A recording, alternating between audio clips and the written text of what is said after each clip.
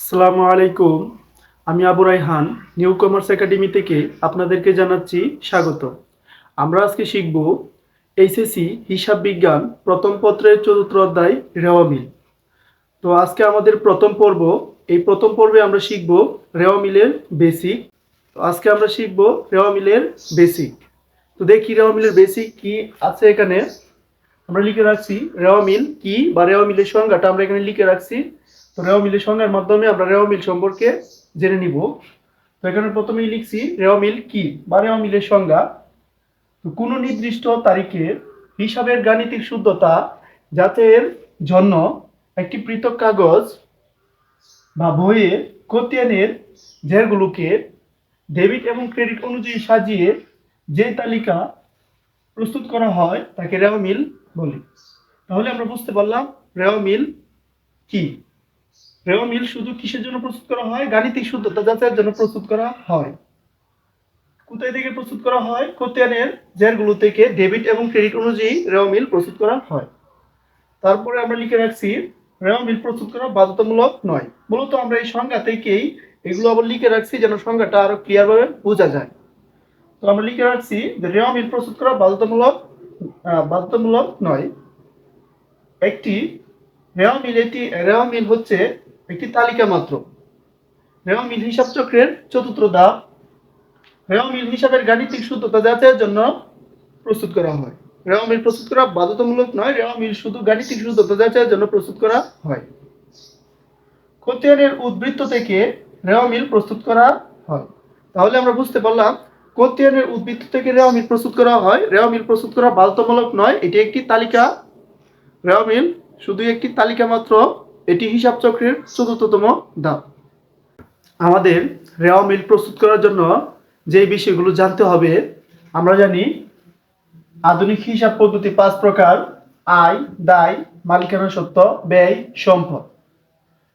এখন আয়, দায়, মালিকানা সত্ত্ব, ব্যয়, সম্পদের মধ্যে থেকে আয়, দায়, মূলধন রেওয়া মিলের ক্রেডিট পাশে বসবে এবং সম্পদ, ব্যয় এবং উত্তোলন রেওয়া মিলের ডেবিট পাশে বসবে। এখন এগুলো রেওয়া মিলের মধ্যে কিভাবে বসে আমরা দেখব। আমরা জানি রেওয়া মিল এবং জাবেদার মধ্যে মিল কোথায়? রেওয়া মিলের মধ্যে এবং জাবেদার মধ্যে মিল হচ্ছে রেওয়া মিল এবং জাবেদার গড় সংখ্যা 5টি। আর অমিল কোথায়? পার্থক্য কোথায়? আমরা জানি রেওয়া মিলের শুরু হয় ক্রমিক নং দিয়ে এবং জাবেদা শুরু হয় তারিখ দিয়ে। এখানেই পার্থক্য। এগুলো এমসিকিউ আকারে আসতে পারে। তো আমরা দেখি রেওয়া মিলের একটা স্ট্রাকচার, কিভাবে রেওয়া মিল প্রস্তুত করতে হয়। তো রেওয়া মিল প্রস্তুত করার জন্য ক্রমিক নং, বিবরণ, খতিয়ান পৃষ্ঠা, ডেবিট টাকা এবং ক্রেডিট টাকা, এটা হচ্ছে রেওয়া মিলের স্ট্রাকচার। 5 কলাম বিশিষ্ট রেওয়া মিলের গড় তৈরি করতে হয়। তো আমরা প্রথমেই ক্রমিক নং দিয়ে, যদি আমাদের খতিয়ান থেকে, যেহেতু আমাদের রেওয়া মিল প্রস্তুত করতে হয়, খতিয়ানে যদি মূলধন থাকে তাহলে মূলধন আমরা কোন পাশে বসাবো? রেওয়া মিলের মূলধন আমরা বসাবো ক্রেডিট পাশে। তো মূলধন আমরা রেওয়া মিলের ক্রেডিট পাশে বসিয়ে দিলাম। তারপরে ক্রয়। ক্রয় কি? ক্রয় হচ্ছে একটা ব্যয়। ব্যয় কোথায় বসবে? আমরা বলছিলাম ব্যয় কোন পাশে বসবে? ডেবিট পাশে রেওয়া মিলে। তাহলে ক্রয় যেহেতু ব্যয়, আমরা ডেবিট পাশে বসাবো। তারপরে হচ্ছে বিক্রয়। বিক্রয় কি? বিক্রয় হচ্ছে একটা আয়। আয় আয় রেওয়া মিলের কোন পাশে বসবে? আয় রেওয়া মিলের ক্রেডিট পাশে বসবে। আচ্ছা, তারপরে হচ্ছে ব্যাংক জমা। ব্যাংক জমা আমাদের জন্য কি? সম্পদ, চলতি সম্পদ। চলতি সম্পদ কোন পাশে বসবে? সম্পদ রেওয়া মিলের ডেবিট পাশে বসবে। আমরা বসাইলাম ডেবিট পাশে। তারপরে বিক্রয় ফেরত। বিক্রয় যদি আয় হয়, বিক্রয় আয়, আয় কোন পাশে বসে? আমরা রেওয়া মিলের ক্রেডিট পাশে। তার মানে বিক্রয় ফেরত এর বিপরীত হবে। তাহলে বিক্রয় ফেরত কোন পাশে বসবে? ডেবিট পাশে। তারপরে হচ্ছে বেতন। বেতন হচ্ছে কি? একটা ব্যয়। বেতন হচ্ছে একটা ব্যয়। ব্যয় রেওয়া মিলের কোন পাশে বসবে? ডেবিট পাশে।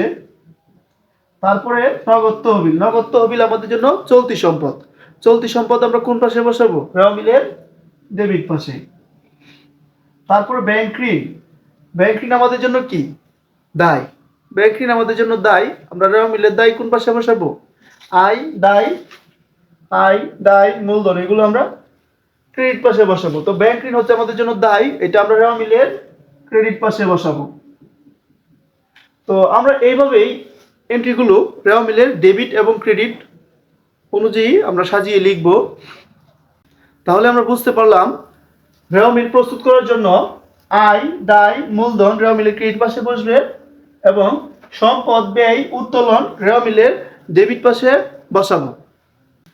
এখন আমরা দেখব কোন কোন এন্ট্রি রেওয়া মিলে আসবে না। চলো দেখি। তো প্রথমেই লিখে রাখছি কোন কোন এন্ট্রি রেওয়া মিলে আসবে না। যেমন প্রারম্ভিক টাকা এবং সমাপনী মজুত পণ্য রেওয়া মিলে আসবে না। তাহলে আমরা একটা জিনিস বুঝতে পারলাম, প্রারম্ভিক টাকা এবং সমাপনী মজুত পণ্য রেওয়া মিলে আসবে না। মূলত এই দুইটা জিনিস রেওয়া মিলে আসবে না। এখন আমরা দেখব প্রারম্ভিক টাকা কি। প্রারম্ভিক টাকা কোনগুলো আমি লিখে রাখছি। তো প্রারম্ভিক টাকার মধ্যে প্রারম্ভিক হাতে নগদ অথবা বছরের শুরুর তারিখ দিয়ে লিখে থাকতে পারে, যেমন 1/1 যে কোনো সাল থাকতে পারে। যেমন আমি উদাহরণস্বরূপ 2018 সাল লিখলাম। তো বছরের শুরুর তারিখ দিয়ে যদি লিখা থাকে তাহলে আমরা বুঝে নেব সেটা প্রারম্ভিক। প্রথমে প্রারম্ভিক হাতে নগদ অথবা 1/1 সাল হাতে নগদ অথবা প্রারম্ভিক ব্যাংক জমা বা 1/1 বছরের শুরুর তারিখ দিয়ে ব্যাংক জমা। তারপর প্রারম্ভিক নগদ তহবিল অথবা 1/1/2018 নগদ তহবিল। তারপর প্রারম্ভিক প্রাপ্য হিসাব অথবা বছরের শুরুর তারিখ দিয়ে প্রাপ্য হিসাব। প্রারম্ভিক প্রদেয় হিসাব অথবা বছরের শুরুর তারিখ দিয়ে প্রদেয় হিসাব। এই সবগুলোকে আমরা বলতে পারি প্রারম্ভিক টাকা। তো প্রারম্ভিক টাকা রেওয়া মিলে আসবে না। তারপর আমরা লিখছি কি সমাপনী মজুত পণ্যের রেওয়া মিলে আসবে না। তো সমাপনী মজুত পণ্যের মধ্যে কোনগুলো পড়ে আমরা দেখি।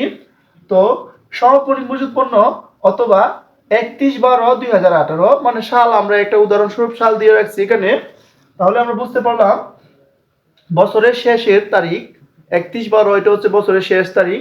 তাহলে আমরা সমাপনী মজুত পণ্য অথবা বছরের শেষ তারিখ দিয়ে মজুত পণ্য থাকলে সেটা রেওয়া মিলে আসবে না। অবিকৃত পণ্যের মূল্য অথবা অব্যবহৃত মণিহারি রেওয়া মিলে আসবে না। সমাপনী মণিহারি অথবা 31/12 বছরের শেষ তারিখ দিয়ে মণিহারি রেওয়া মিলে আসবে না। তো এই সবগুলোকে আমরা বলতে পারি সমাপনী মজুত পণ্য, মানে বছরের শেষের পণ্যের মূল্য আর কি, অব্যবহৃত পণ্য বা অব্যবহৃত পণ্যের মূল্য অথবা সমাপনী মজুত পণ্য।